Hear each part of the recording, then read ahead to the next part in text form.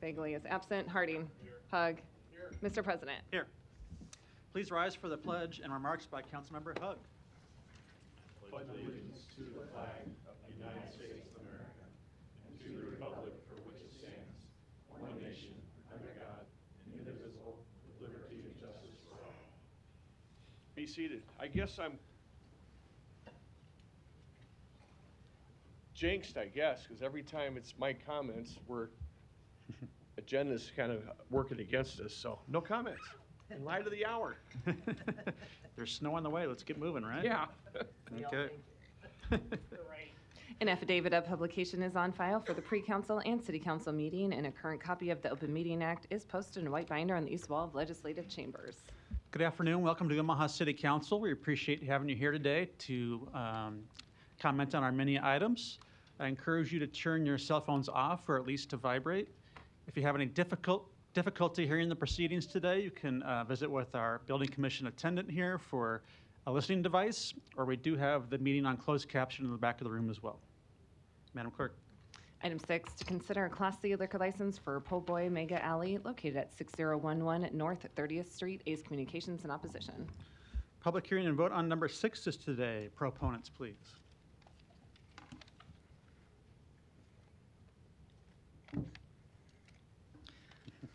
Good afternoon. My name is Lindsay Schuler. I'm with Croker Huck Law Firm, 2120 South 72nd Street, Suite 1200, Omaha, Nebraska. I'm here on behalf of Po' Boy Mega Alley that operates a convenience store currently at 6011 North 30th Street in Omaha, Nebraska. They received their Class D liquor license in March of 2023. They've had it successfully for 2 years without any issues with the Liquor Commission. Right now, they are seeking an amendment to that to a Class C liquor license and to add a patio.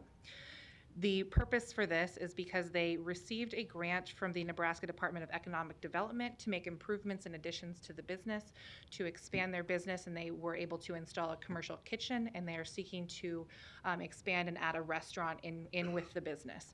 And so in order to facilitate that, they're also wanting to add the liquor license component of that also to the restaurant space. Mr. Minifield has been working with Tim Clark at Metro Tech University to offer real-world experience to restaurant and entrepreneurial business training to Metro's culinary students. I just have a couple of pictures to note.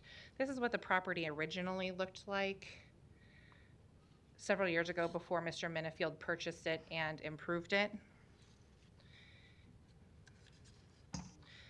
This is what it looks like today from the side, from the north side. Right here is the north side of the building and the parking lot.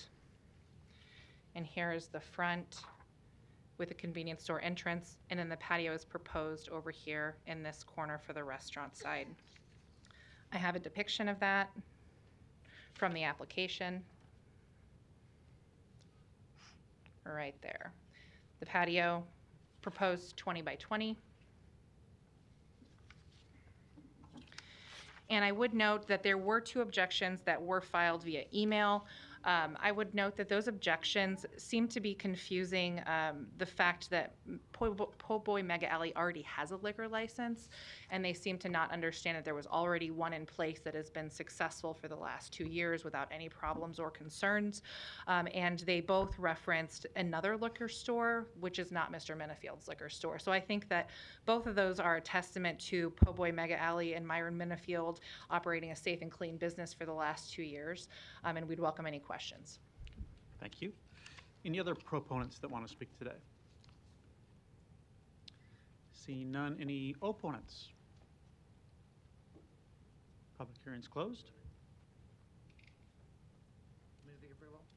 Second. There's a motion to approve in a second. Thank you for that presentation, and it sounds like you have a nice business plan put together there, and I want to also compliment you on your daughter there. She's very well behaved and very cute. There's a motion and a second to approve. We need to suspend Rule 7. Is that included in the motion? Correct. Move to suspend Rule 7 with the motion to approve. Second. Motion and a second. Roll call. Johnson, looks like she's absent. Yes, okay. Melton. Yes. Rowe. Harding. Hug. Mr. President. Yes. Motion passed 6-0. Thank you. Thank you. Item 7, to consider a Class I liquor license for Masa Luna located at 1258 South 13th Street. Public hearing and vote on number 7 is today. We have the applicant by Zoom, I think, maybe also a representative. Go ahead. That's correct. Good afternoon, Mr. President, members of the council. David Houghton for the applicant, 2804 South 87th Ave. The applicant's name is Lucy Luna LLC, though they're doing business as Mesa Luna. And as you pointed out, our client Noah Mock, who is going to be one of the proprietors of Mesa Luna, is appearing by Zoom. This business will be located at 1258 South 13th Street. It will be the concept of the restaurant is an alternative Mexican culture with both modern and traditional Hispanic cuisine. Two of the owners already have a presence in Little Bohemia as well as in the Blackstone district with the Night Owl. If you have any questions about the business, this is for a Class I application. If you have any questions, I'd be happy to answer them. If there's anything specific to the business, Mr. Mock can Okay. address those. Thank you. Thank you. Any other proponents that want to speak? Seeing none, any opponents? Public hearing's closed. Councilmember Bagley is not here today, but he did communicate to me he's very much in support of this application, and this is in his district, so I just wanted to add that to the record. Move the approval. There's a motion and a second. Roll call. Johnson. Melton. Yes. Rowe. Harding. Hug. Mr. President. Yes. Motion passed 6-0. Thank you. Item 8, to consider a Class I liquor license for Scissors and Scotch located at 17211-17213 Evans Plaza. Public hearing and vote on number 8 is today. We have the applicant by Zoom as well. Get you off mute here in a second. Okay, try that. Hi, my name's Dylan Pachasa, 18315 Grant Street, Elkhorn, Nebraska, 68116. And just looking to get a liquor license for my third location of Scissors and Scotch here in the Omaha area. Great, thank you. Are there any other proponents that want to speak today? Seeing none, any opponents? Public hearing is closed. Second. There's a motion and a second to approve. Roll call. Johnson. Melton. Yes. Rowe. Harding. Hug. Mr. President. Yes. Motion passed 6-0. Thanks, good luck. Thank you. Thank you. Item 9, to consider a Class D liquor license for Mary's Fruits and Vegetables located at 2410 South 13th Street. A's Communications in opposition. Public hearing and vote on number 9 is today. Proponents, please.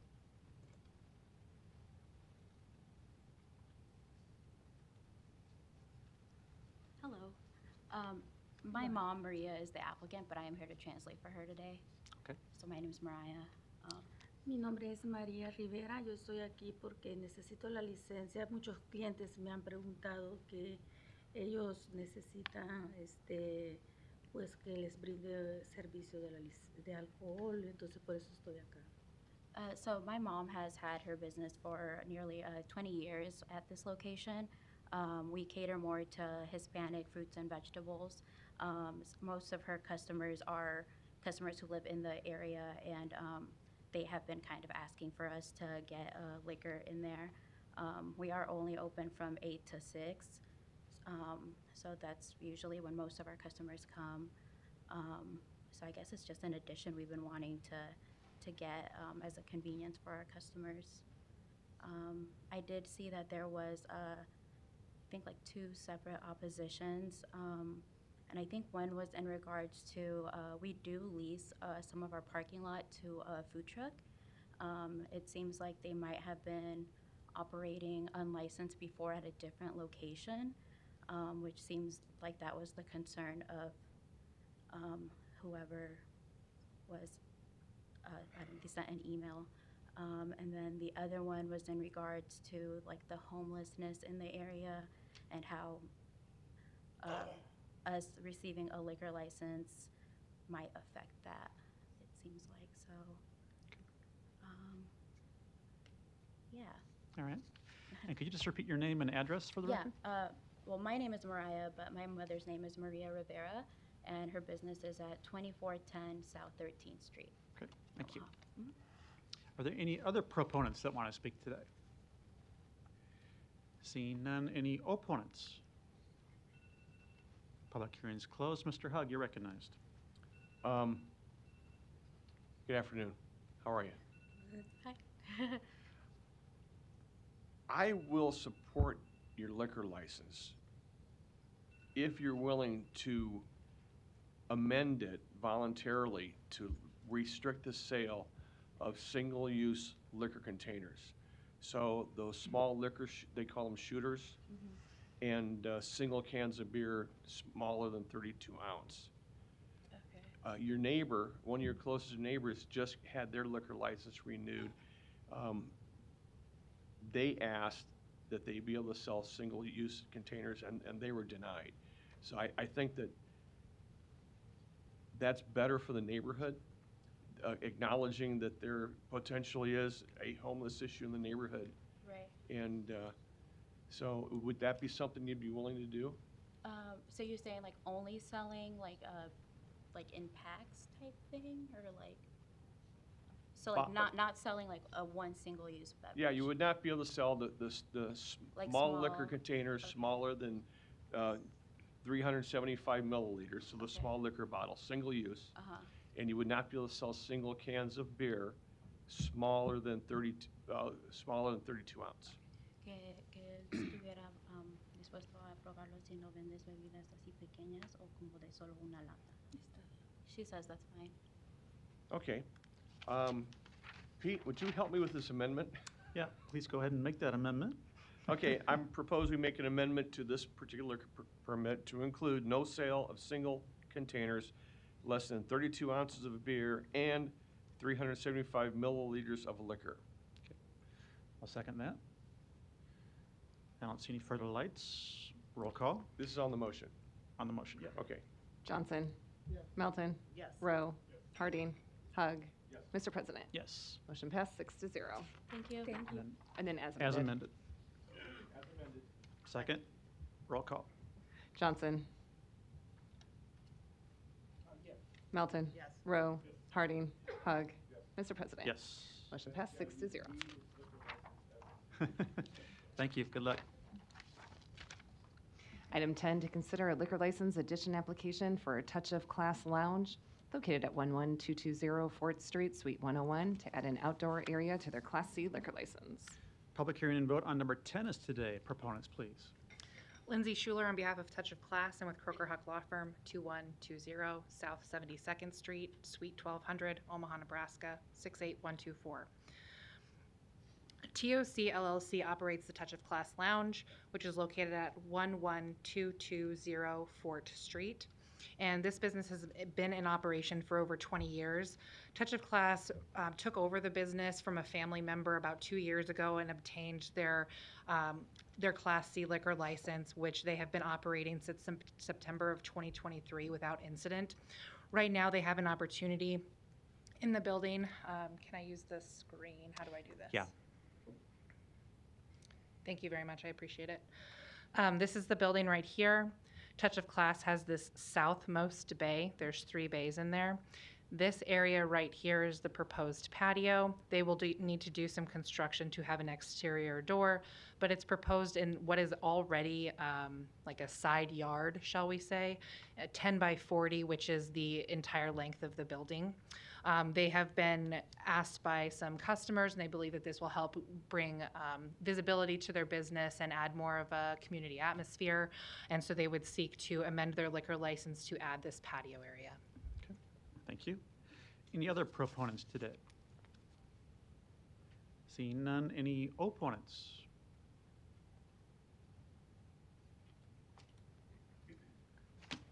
Good afternoon, Mr. Frederickson, Omaha City Council.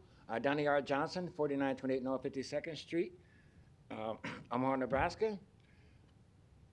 We've seen lots of liquor every week we come here, which is okay, if that's what you folks like doing. But I'm from the baby boomers generation. We like Guns N' Roses. We like not Charlie, we don't like him, Marilyn Manson. So I noticed it's gonna be an outdoor patio. Since the state of Nebraska has passed the medical marijuana, will we go to jail for smoking outside? No, this is not about that. Okay. Any other opponents to number 10? Seeing none, public hearing is closed. Move the approval. I'll second. Roll call. Johnson. Melton. Yes. Rowe. Harding. Hug. Mr. President. Yes. Motion passed 6-0. Thank you. Item you. 11, Item 11, an ordinance to rezone property located at 6636 North 31st Avenue from R4 35 District to R5 District. Planning Board and Planning Department recommend approval. Public hearing and vote on number 11 is today. Proponents, please.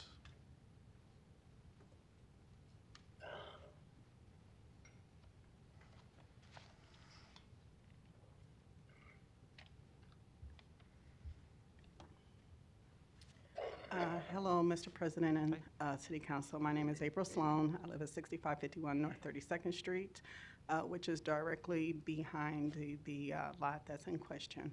I'm actually against this property being rezoned. Are you an opponent to this? Am I for it? Yeah. No. Okay. Okay. 1 second. I'll call you in a minute. Okay. This is still I'll go sit down proponents. then. Any proponents to number 11?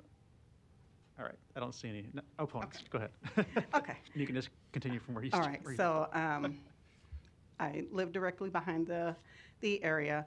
I believe that that will cause major overcrowding. I don't think it will benefit me or my neighbors that are on that specific area of the block. Also, the front side of that street, which I believe will be their west side, where they're located at. That street is already congested with parking, so by adding 4 families to that area, I don't know where all the people will park at.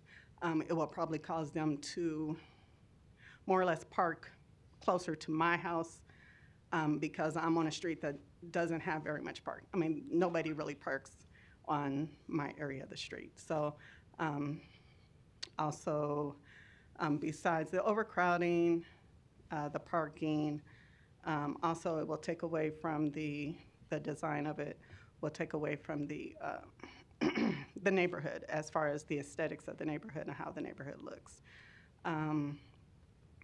But I wasn't able to attend any of the other meetings, but I did finally try to make it to this one. But I hope you guys take that into consideration, that it's putting too much in a small area. And that's all I have right now. Thank you. Any other opponents today?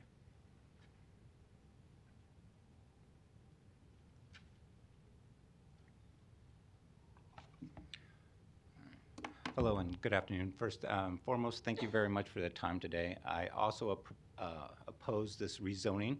I am a neighbor just two lots down from this proposed rezoning, and I have a lot of concerns about this proposal. And I'm just going to kind of read these off, and if I can get any answers to them, or these are concerns that I have just based off hearing. Is Mr. Cox, the LLC owner, here today by any chance? Is he? Not to my knowledge. Okay, so he's the owner of the lot is not here today. Okay. So a couple of my concerns. First of all, I do not believe, based off of his testimony last time during the planning board, that a proper site plan was actually conducted. And the reason for that, it was pointed out at that council meeting that the site plan that he did propose, the parking lot, the 2 gravel parking lots were not in compliance. So that also calls into question that that was not adequately done. So what else wasn't adequately done? I do not see anywhere on record that and a survey was actually done to confirm that it was 2 lots. According to Omaha City's own website, that's 1 lot. The gentleman did say that it was 1 lot divided into 2. I don't see any proof that that's actually relevant. I mean, not relevant, but actually is truthful in any way. So I don't see any information that supports that claim. Additionally, the proposed parking, I echo what Ms. Sloan said as well. The proposed parking was for 2 gravel lots. Now, the reason why I draw that the reason why that's a concern to me, the proposal is for two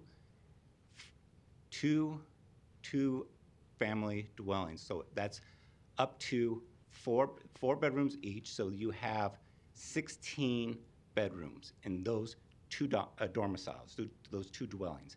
And my concern is that these do not appear to be long-term housing. It looks like they're being built for rental properties. So if that's the case, I don't know who the upcoming occupancies owners are going to be, the renters, and why I say that it looks like these are going to be rental properties. According to his own testimony, he mentioned, and I'm just going to quote, that he does not plan to build and flip, but build and manage. So to me, those are rental properties that he's proposing to build there, which means that based on whoever rents those locations, you can get up to 16 individuals, 4 bedrooms times 4. That's my math. Sorry, it's fuzzy runner's math. But to Ms. Sloan's point, where are the 16 additional cars going to go? There is also no room whatsoever in the back alley, so you start putting up to 16 additional cars on that street, which is also congested. School buses can't make that turn on 31st and Newport, can't make that turn. I'm concerned that on Fridays, where they come and collect the recycling and the garbage, they consistently blow the horn because of parking there. They can't get past there, so it's also congested for the sanitation workers there to come and collect the garbage. Where are they going to put those additional garbage bins? Is it going to be 4 more bins, 6 more bins for those housing, or is it going to be the most beautiful, iconic trash cans, those big blue dumpsters or green dumpsters that now you're going to have the garbage individuals with the backup and dump them in there? What are the plans for that?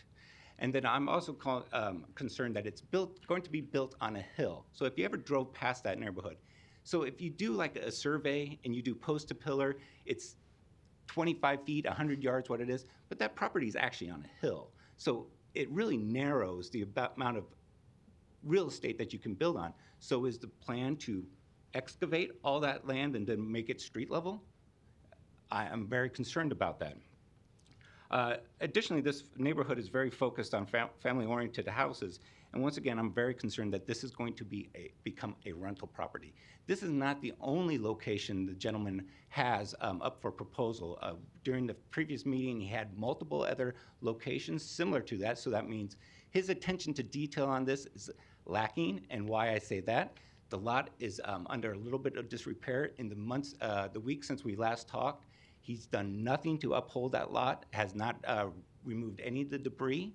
So my concern that his attention to detail or concern about that, and not only the fact that he lives in Lincoln and not operating here, is also a concern that he's living in Lincoln, operating in Omaha, and so his priorities are a little bit lackadaisical, and probably this is more of a money grab than actually what he proposes, which is, for low-income housing or any kind of benefit for the neighborhood.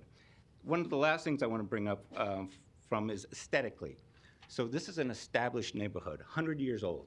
My house itself is brick, Spanish tiles, imported from Europe itself. Beautiful neighborhood. Fantastic, beautiful neighborhood. And the proposal is for 2 Noah's Ark looking like Lego blocks, vinyl dwellings, right in the middle of a fantastic, established Omaha neighborhood, right on the corner. So aesthetically, I call into question that should not be allowed as well. And one of the last things I do call into question when it comes to safety, according to the plans that I reviewed, there is no basements for this. So you want up to 16 people in these dwellings with no basements. Every house that I'm aware of up there has a basement for tornado purposes, for drainage and everything like this. I do not see a proposal for any kind of safety when it comes to natural weather or anything like that. So I also call into safety concerns. So with that, I do hopefully plead my case, and I do hope that you can see fit to at least delay until something more evidence that is going to be a substantial building or approved, or just straight out deny the rezoning at this time. I understand that he probably can just go ahead and request down the road, but at this time I do request that this is denied. So once again, thank you for your time. Thank you. Any other opponents today? Seeing none, public hearings closed. Ms. Johnson, you're recognized. Thank you, Mr. President. The owner of this, Mr. Koski, is not here, so some of the questions that the folks are in opposition have asked, will the planning department, Director Fanslow, be able to answer some of those concerns? Yeah, Dave Fanslow, City Planning. I can attempt to do that. Obviously, I'm not the developer or the owner of the lot, so if I can, I will say, I made some notes. Currently, the site consists of 2 legal lots of record. It shows up in GIS like most neighborhoods do as one, but that's a parcel. So that property is already made up of 2 legal lots of record, so there'll be no subdivision required of the site. So 2 legal lots of record. The plan that was part of the rezoning application is a general concept of what the owner wants to do. I should back up a little bit here. This is a simple rezoning request, and so when staff receives an application for rezoning request similar to this, we see if it's master plan compliant, and R5 is master plan compliant. It's a low-density residential zoning district. Most of the area is zoned R4, but R5 is a low-density residential district, and it is master plan compliant. So that is almost 100% of what we look at when we receive these requests. So if it's rezoned to R5, it can hold as proposed 2 duplexes, but there's also other uses that are allowed. Most of them are residential in nature, civic, basically the same that's allowed there now. This is just to allow for the 2 duplexes to be constructed. One of the testifiers mentioned the gravel parking lot. That is shown again in that concept plan. We made a comment in our report that gravel is not an allowed surface for parking, so that cannot be shown on a building permit when that comes to us. And if it is, we'll make note of that gravel is not an allowed use or allowed parking surface. Same with the slope. We will, plan reviewers will look at the slope of the lot. They will also look at all applicable building codes, just like we would for any other project. So I think I answered the questions that really weren't asked of me, but that's what I heard anyway. Okay, so one of the gentlemen that was last up at the mic asked about a site plan not being in compliance. Again, we don't have a site plan. The site plan that was provided as part of the rezoning application is just a general idea of what this applicant wants to do. When the site comes in for building permits, it will have to meet the zoning code for setbacks, for building coverage, for the parking, as we've previously talked about. So if we move forward on this rezoning,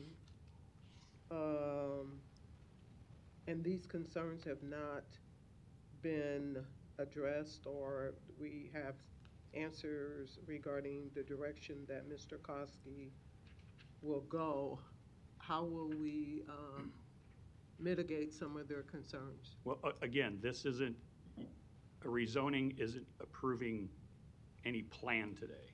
Okay. If the council so chooses to approve this rezoning application, they are agreeing with the planning department and the planning board that this request is master plan compliant. After it's rezoned, it will have to comply with all applicable city codes. They also raised, this might sound redundant, but they also raised a question on the proposed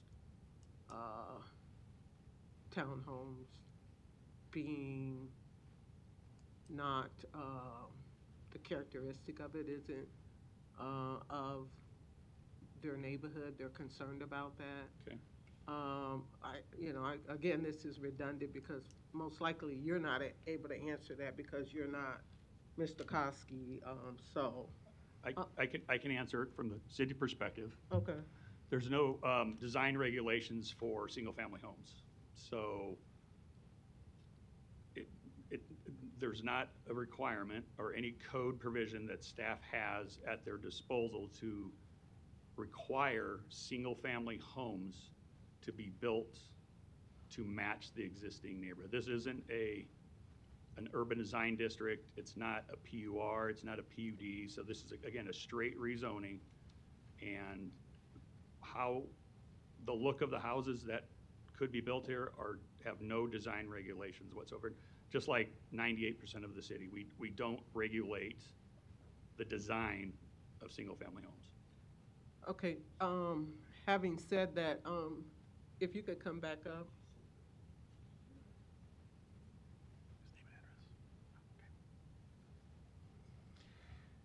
And when you come back up, I think I forgot to get your name and address for the record. If you could.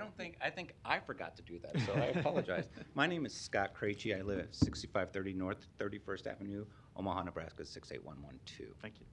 Okay, Mr. Krejci, did you understand what Director Fanslow was communicating about where we're at now when we do a rezone if this were to go forward?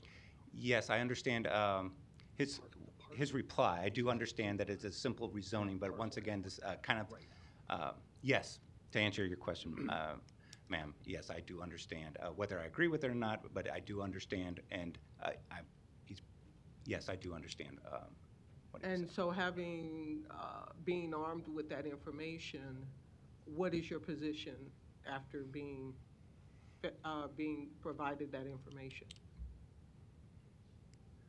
I'm even more against it. So I don't know what it's going to take. I'm no lawyer. But whatever the vote ends up being, whether it's rezoned or not, a rental property, the aesthetics, I understand it's aesthetics, that's what we're talking about. Putting a vinyl Lego development on in an established neighborhood is not eye appealing. You can go to, I didn't want to say anything about the taxes and everything that is going to go up, that it's applicable to that. But I understand it's simply rezoning. But I will continue to fight this all the way until the ground is broken and make sure. I mean, I will continue pressing on. This is not in the best interest of that neighborhood. I would echo that. It's not in the best interest of this neighborhood. So I would point out, and I would like for this to be on the record, that this is in my district, and I have two constituents here that have some concerns, and I don't have the owner, Mr. Koski, here to kind of alleviate or give us some solid direction of this rezoning. Although I appreciate Director Fanslow providing the information that he's provided, but I also have a responsibility to constituents in that area to at least give them an opportunity to have their voices heard in terms of what we're going to do. And rezoning will impact their livelihood as it relates to the way it is currently. And currently, I'm not so sure that those considerations have been fully vetted out for us to move forward on this. I wish Mr. Koski would have been here so that we could have really had some meaningful dialogue, but he's not. And again, I would point out that this is in my district, and I would be favorable of at least laying this over so that we can have that dialogue. So that would be my motion, is to have this laid over.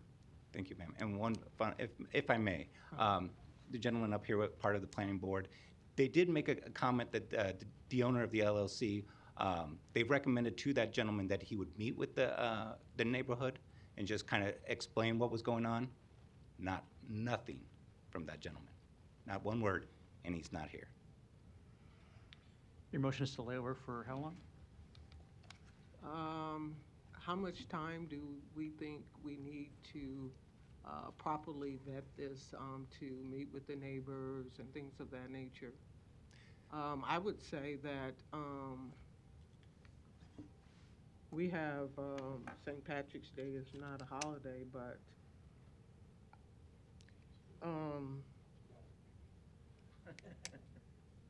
Ma'am? well, you're right, it is a matter of opinion. I shouldn't have said that, to be quite honest with you. I wasn't really thinking when I said that out loud. The, is, March 31st sufficient? That gives us, today is the 4th? April 1st. Yes, April 1st. April. Yeah, let's not do So April then 1st. we're looking at April 8th? April 8th, yes, and just thank you for that, because I am in contact with several lawyers. They have not, I believe they're called real estate, realty royal attorneys, have not returned my call.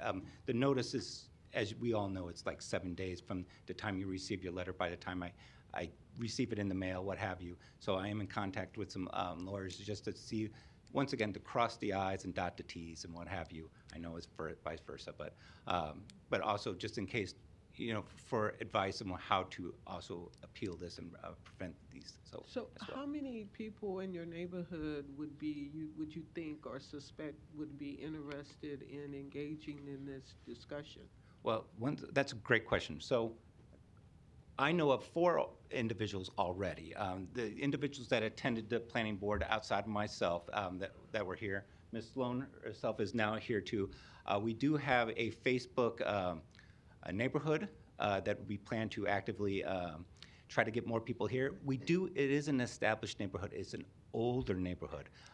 Elderly individuals are in that location. So sometimes getting the mail, getting out is not something that's conveniently done. To try to come to one of these meetings.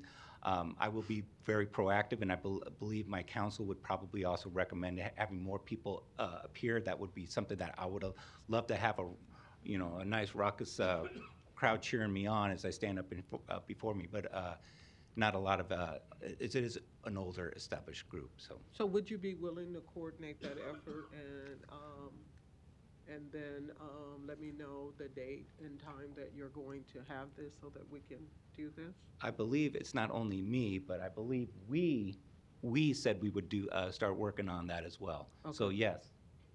Okay. All right, so Okay, there was a motion and a second for that motion to lay over to April 8th.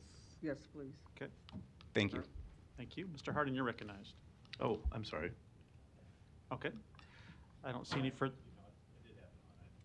All right, I was going to say, I know Scott had a number of questions that I wrote down too. I think Dave covered most of those, but I'll wait for the vote on the motion too. okay. There was a motion and a second to lay over to April 8th. No further lights. Roll call. Johnson. Melton. Yes. Rowe. Harding. Hug. Mr. President. Yes. Motion passed 6-0. Thank you. Thanks for your testimony. Item 12, an ordinance to rezone property located at 2009 South 7th Street from GC District to R7 District. Planning Board and Planning Department recommend approval. Council members, there's been a request by the applicant of number 12 to postpone to April 8th as well. Motion and a second to postpone number 12 to April 8th. Roll call. Johnson. Melton. Yes. Rowe. Harding. Hug. Mr. President. Yes. Motion passed 6-0. Item 13, a resolution to declare the area of 72nd and Mercy as illegally described on the agenda to be designated as a community redevelopment area. Public hearing and vote on number 13 is today. Proponents, please. Yeah, good afternoon, Don Seaton, City Planning. This item asks the council to designate a portion of the city as a community redevelopment area, or CRA. Now, the purpose of a CRA designation is that the TIF program, tax increment financing program, can be used to assist redevelopment projects within the CRA. We launched a CRA study in response to a request from the developer Urban Village.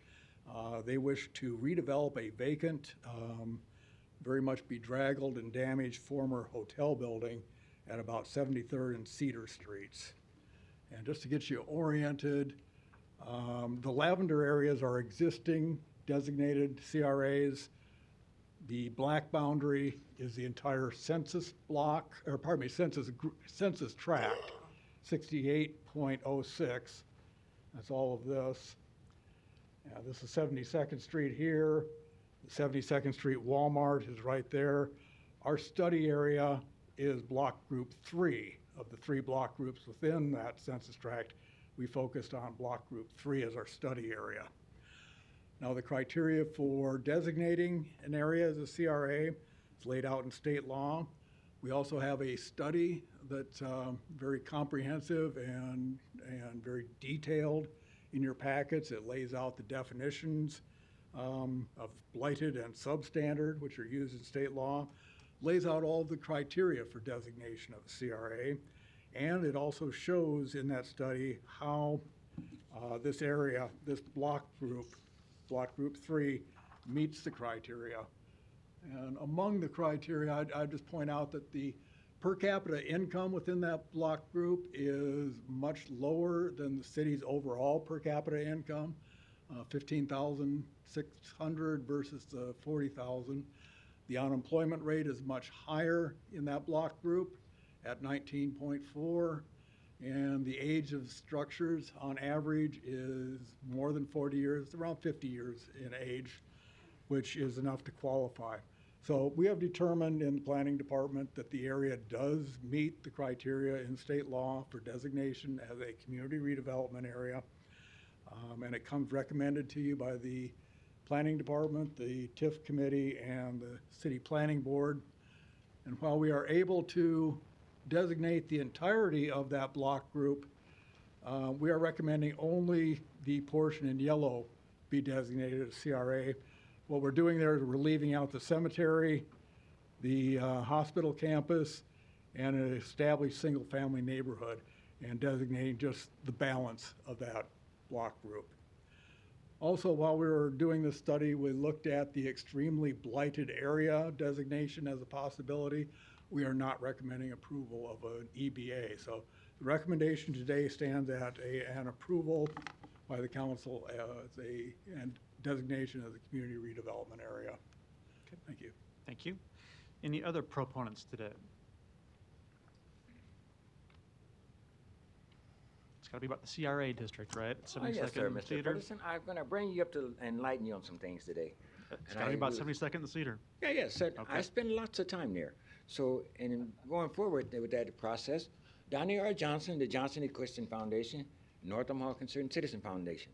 I would mention to you that's District 66 in the old days, and I would think this is a wonderful idea because there's a large group of international students there, and they don't really have a place to go. In fact, I was playing soccer with some of the Somalis at Bergen Mercy, which is right on the, not Bergen Mercy, but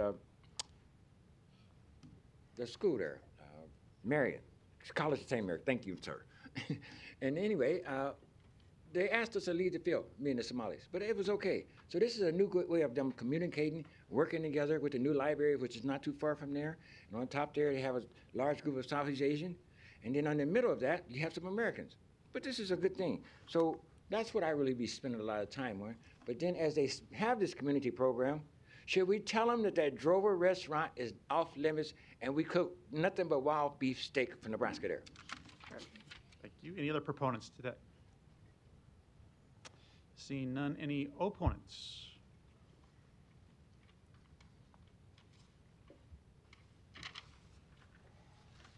Larry Storr, 5015 Lafayette Avenue, Omaha 68132. Just for clarifications, I am submitting something for the record in regards to TIF, community development. And on the record, Ms. Melton, I am a property owner.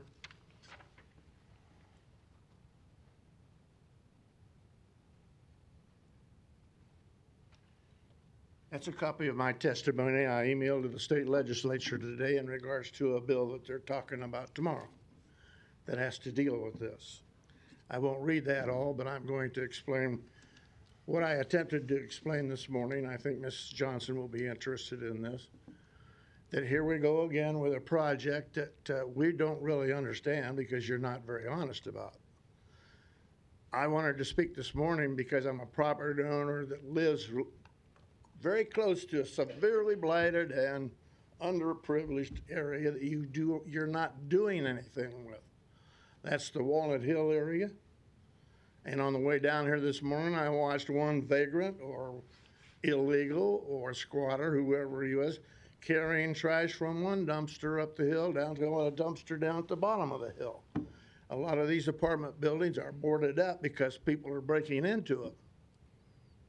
Illegals or what? I don't know. Trash all over the place. Junk cars all over the place. Larry, it's got to be to the And then, look, CRA at excuse me, 72nd you and don't Cedar. interrupt Donnie, don't I interrupt me. did. I'm interrupting you. Look unless you stay across on the topic. Northwest Radial towards Dundee where I live, not very far, and you are blighting and substandarding areas close to me now. But why don't you finish the crossroads first, or explain why you won't, and get that area on Walnut Hill cleaned up for public safety? We, the citizens that hired you, require public safety and clean neighborhoods, and that certainly is not between Cummings Street, Hamilton Street, maybe further north, This is and 72nd clear and up to Cedar we're talking about, 45th Larry. You got to Street. stay on topic. And now you're very close to 49th Street, and I'm on 50th. Stay out of my yard. Any other opponents to number 10? The CRA at 72nd and Cedar. Starting to second guess this already. Andrew Adams, 2301 South 33rd Street. And I think Mr. Seton teed everything up pretty well. I just want to hit on the numbers that he put up on the flyer. I have a copy of Mr. Fanslow's letter here. Let's talk about the unemployment rate. Again, we're talking about Block Group 3, Census Tract 6806.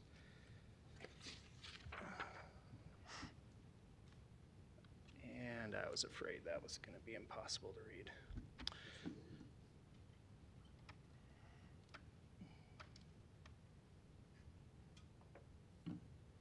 Thank you. All right. So I pulled up the information here. This is the unemployment rate using the United States Census. Census Tract 6806, Block Group 3. And I'm not sure where the 19.5 came because I found 5.75. So if we could get a little clarification on that discrepancy, I think that would be good. And then the per capita income, 15,615. That's incredibly low. Census Tract 6806, Block Group 3. There's tons of data sets as far as income goes. I just want to point out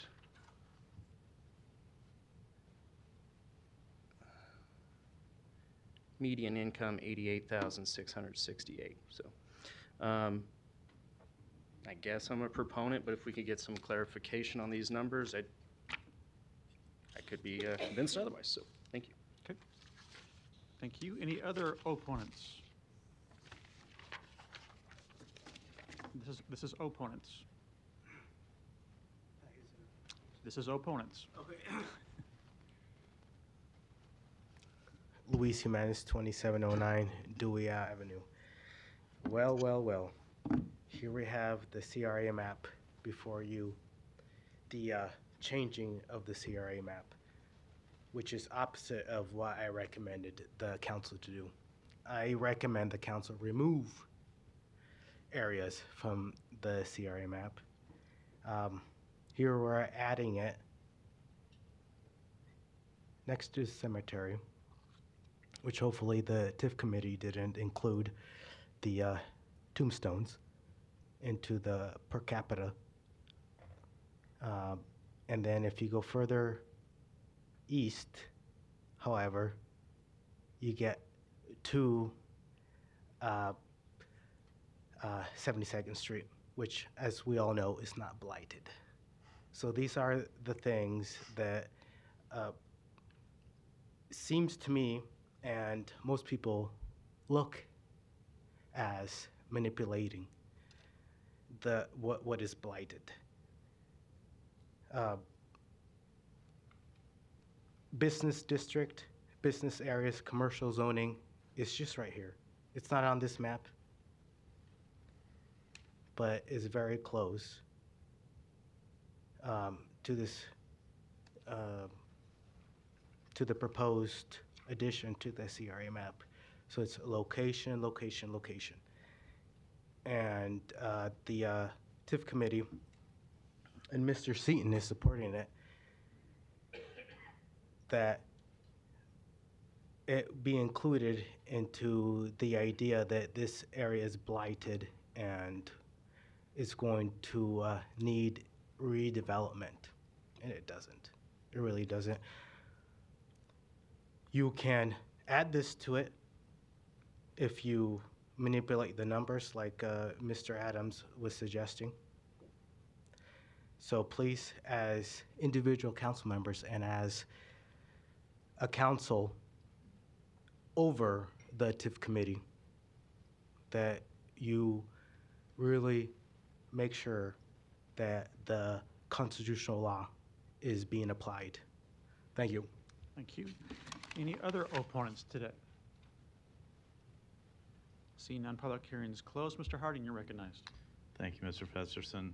Don, if you would come up, but before I ask my question, I'll state that in response to that last, I guess, question that was raised about whether or not we're following the law, the answer is absolutely yes, we are. And I think a press conference was just done recently to talk about that, and the independent group that looked at how we conducted TIF in Omaha, and that we do it compliant with state redevelopment law. So, Mr. Seaton, if you will, if you want to explain some, I guess maybe defend some of the numbers. And I would say that there are many times when groups will come in and ask for a review to designate an area for CRA, and the city planning department does a very detailed review of that, and the answer isn't always yes.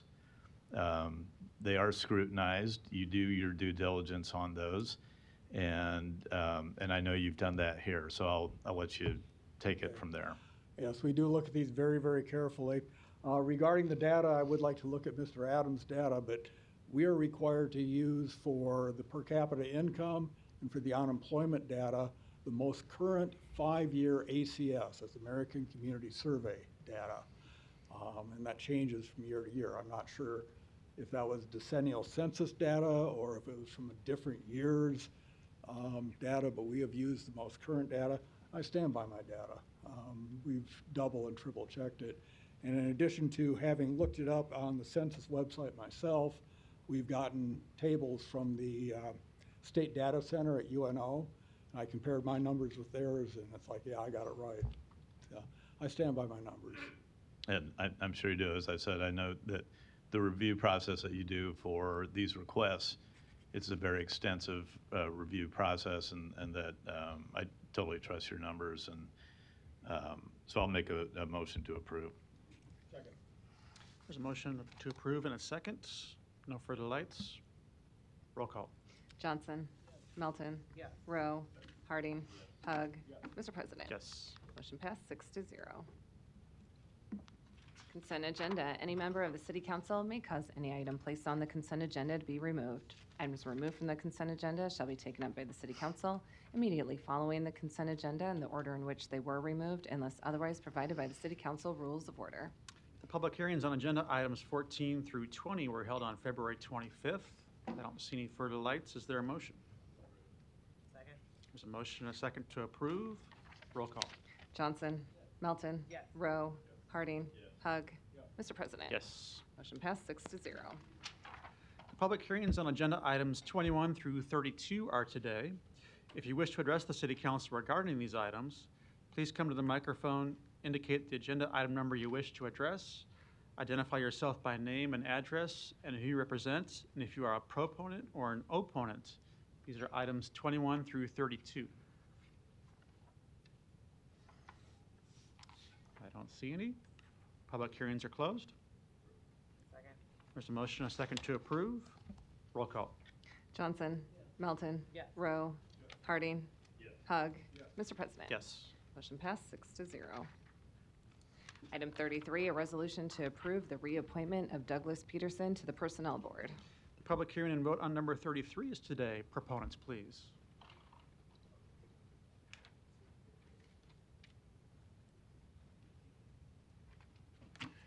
Yes, sir, Mr. Frederickson. It's a pleasure to see you, sir, for being from Benson. And I should tell you, my name is Donnie R. Johnson, the Johnson Equestrian Foundation. And in 1972, the only football game in city 0-0 is Tech and Benson. In the meantime, Donnie, I it's gotta be to support, this- yes, gotta be Mrs. to Jean disappointment. Stoddard. I agree with what she's doing, and I think she's a wonderful mayor. I also agree with Mrs. Johnson, because if we had known what Mr. Elon Musk was up, we probably voted him down. Any other proponents, number 33? Seeing none, any opponents? Public hearing is closed. Mr. Harding, you're recognized. Thank you, Mr. President. I did my due diligence on this, and I called Mr. Pedersen, and spoke with him. He's actually out of town right now, so he couldn't be here today, but he's been a very good and active member on the Personnel Board, and he wants to continue in his volunteer commitment on that, so I will move for approval on it. There's a motion to approve in a second. Roll call. Johnson? Melton? Yes. Rowe? Harding? Hug? Mr. President? Yes. Motion passed 5-1.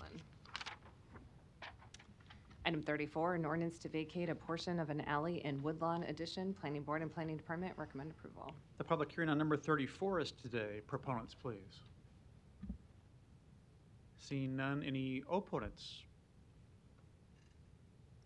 Public hearing is closed. Item 35, an ordinance to vacate a portion of Olin Drive east of South 36th Street. Planning Board and Planning Department. The public hearing on number 35 is today. Proponents, please. Seeing none, any opponents? Public hearing is closed. One public hearing can be held for items 36 through 54. Ordinances to approve agreements for stabilized sewage sludge services. The public hearings on items 36 through 54 are today. We'll start with a brief presentation by the Public Works Committee, Department. Jim Key, Public Works Department. What you have before you for these 19 items are agreements to land apply and spread biosolids or sludge on different properties adjacent to our area. Biosolids are a byproduct of the wastewater treatment process. What we're doing on these agricultural fields is we're using it as a soil amendment or an alternative to synthetic fertilizers. These agreements have been in place for years. This program has been something that the City of Omaha and the Public Works Department has had active for decades. These agreements come up every 5 years for renewal. So these are current property owners that have been enrolled in the program for a number of years, and we're just renewing these applications. You should have all been provided this memo. We provided it to council staff last week. One of the major speaking points towards this program is the cost diversion from where we can put biosolids. If we didn't have a land application program, this material would be going into a landfill, and the landfill costs far exceed what the land application program on agricultural fields cost us. So if these were going into landfill, we would be having a cost of about $2.3 million. By partnering with farmers in our area, the cost for land applying and disposing of biosolids is around $36,000 annually. So it's a huge cost savings to the Omaha and ratepayers that when they get their monthly bill for their sewer fees, this is something that impacts that and that they see that reduction. Thank you. Thanks for that overview. I just felt it was important to highlight that program. I commend you for the progress you've made with it. I'll be happy to support this next week. Anytime we can divert things from the landfill, that's worth doing, and with this program benefiting agriculture, that's a great benefit to surrounding farmers, and as you mentioned, saves taxpayers money at the same time. So tremendous outcome. Thank you. Thank you. Any other proponents that want to speak to these items today? It's got to be to these items, Donnie. Yes, sir, Mr. Okay. I keep trying to tell you, I read all this stuff way before you was even born. But in the meantime, Donnie R. Johnson, the Johnson Equestrian Foundation, the only thing I have with this process, we asked Senator Fisher to ask for more money because Omaha is up to a sewer system, mandatory sewer upgrade. So we asked Senator Fisher to get some more money. So if we did get some outskirt land in the rural community, that we wouldn't have to use, what are those, either or, I have to get back to that part. But we did ask Senator Fisher for some more money for Omaha to help do a mandatory sewer upgrade. which is mandatory by the state or the federal government. But she hasn't got back to me on the money because we wanted to go out in the rural community. But I told her we'll be happy to use outhouses until she got that accomplished. Any other proponents on these items? Seeing none, any opponents? Public hearings are closed. Item 55, an ordinance to approve an interlocal agreement with the City of Bellevue to process yard waste. Public hearing on number 55 is today. Proponents, please. Seeing none, any opponents? Public hearing is closed. Item 56, an ordinance to amend sections 55-651 through 55-663 of the Omaha Municipal Code regarding adoption of new flood insurance rate map panels and flood insurance studies within the city's floodplain regulations. Planning Board and Planning Department recommend approval. Public hearing on number 56 is today. Proponents, please. Eric England, Planning Department. This is a zoning code amendment to update the floodplain regulations with the latest flood maps as required by FEMA. Adoption of these maps is required for the City of Omaha to remain in good standing with the flood insurance program. This has been an ongoing process for several years. There was a lot of engagement, open houses in the past 2 or 3 years, and then there's also been an appeal period. So some parcels will this impacts several thousand parcels throughout our city and our jurisdiction. Some will see an improvement regarding their standing in the floodplain, whether that's the flood fringe or floodway, whereas others would be coming into the map. So if you have any questions, we're here to answer questions, but this is vital to be approved so that we're in good standing. Thank you. Thank you. Any other proponents today? Seeing none, any opponents? Public hearing is closed. Mr. Hug, you're recognized.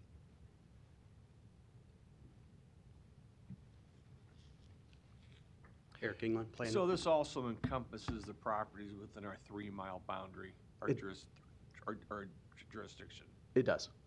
Okay, so that basically takes in the whole county. Not the entire county, but Pretty yes, much. our jurisdiction is the vast majority of Douglas County. Okay. All right, thank you.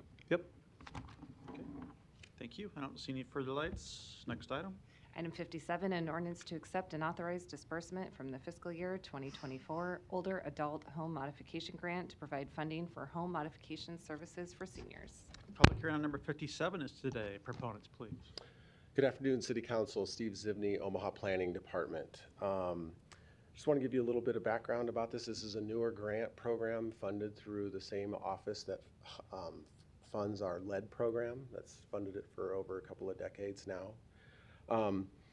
Felt that first time I applied for this grant program, felt that our lead program's been a focus on our younger population in our city, those 6 and under, and thought that if there's some funding out there to assist our more experienced population, say 62 years and up, I'd like to see if I could get some. So this will be a citywide, folks can apply for it. The whole premise behind this grant program is to allow those individuals to age in place or to stay in their homes, keep them out of assisted living and nursing homes. So we can invest up to $5,000 into a home that will hopefully help with, let's say, fall prevention. Grab bars and showers, taller ADA toilets, maybe lighting around a home is darker and they need some enhanced lighting or a ramp or a lift of that nature.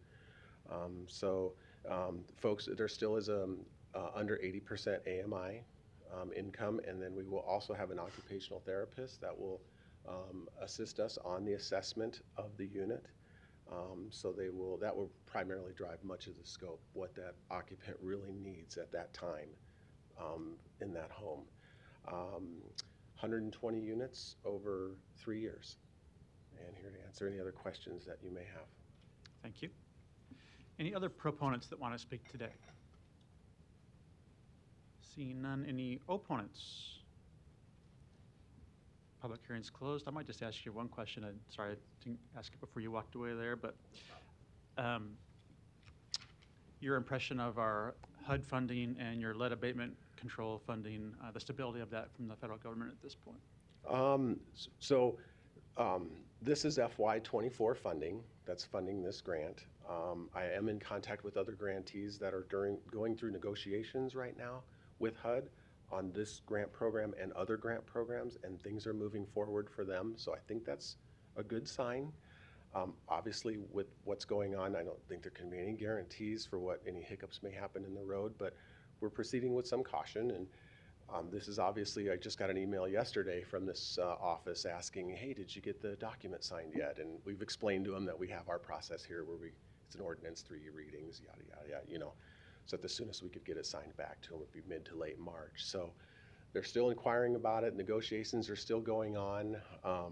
Would hope that the current lead program also, I'm in the middle of it. I've got 2 years left on that lead program. It was FY22 money. So still feel that don't have any inclination that money is not going to be there. Now, going forward, that's a different story. So I'm sure the budget, 25 budget, will be a tell-all of what funding will be available for these programs. Okay, thank you. Mr. Rowe. Question on the number, just trying to look at these numbers. So $1.4 million grant is what we're going to receive. And did you say it was $5,000 per? On average for 5,000, yes. But only 120 units, or is that 120 units per year? Or? That's 120 units total for the 3 years. Okay. So roughly 40 a year, break it down. Okay. And 5,000 per, so why the big difference? That's 600,000 versus $1.4 million. Well, there's an occupational therapist cost that does an assessment going into the program, and then coming out afterwards, they do a post-assessment. So we have a pre, a post. We've got a staff member designated for the unit, or for the program, that will handle all of the management of the program, from doing the intake to managing the OT, to developing the scope, to managing the contractor and doing the final inspections on that end. So there's administrative dollars in there as well.